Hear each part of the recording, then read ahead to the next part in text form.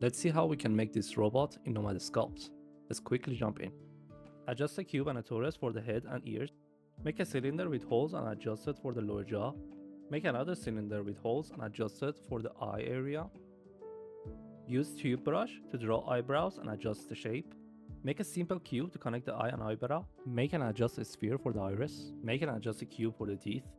Use a sphere and move brush to make the tongue. Adjust the cylinder for bottom of the mouth and duplicate eye and eyebrow parts for the other side.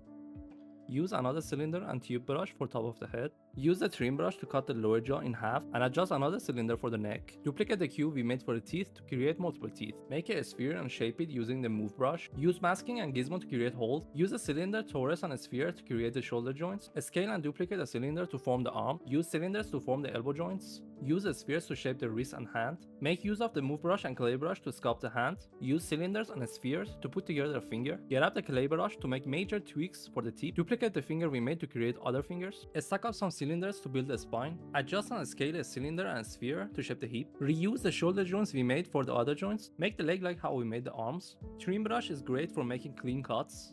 Duplicate and trim to shape the forefoot. Add some ornaments using an icosahedron. Add ornaments to the arm using simple cubes. Create some cylinders and duplicate them around the leg. Use boolean operations on the leg parts and cylinders to create cuts. Apply the same boolean method to make cuts in the head and neck. Use crease brush to carve out some cuts and add details. Mask the area and use the gizmo to pull out geometry in the lower jaw. Create cylinders and duplicate them along the spine. Duplicate and mirror the arm and leg to the other side. Group objects together and use the gizmo for posing. Set the gizmo pivot to the start point and rotate along the axis for better posing. Add lights to brighten up the scene. Apply colors, adjust metalness and roughness, then click Paint All. Increase metalness in places that are needed, like here in the spine. Create the glass mesh using a plane and a trim brush, then set the material type to refraction for the glass shader. Finish coloring other pieces that are remained. Click on Inspector, select Roughness, and paint with only roughness enabled in the Paint tab. You can also paint a secondary color across the surface to enhance contrast.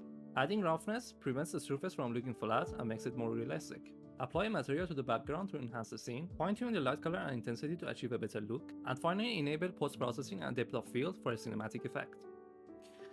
And that's a wrap. I hope you picked up some useful tips in this quick video, and I just want to say keep practicing, stay creative, and most importantly, have fun with it.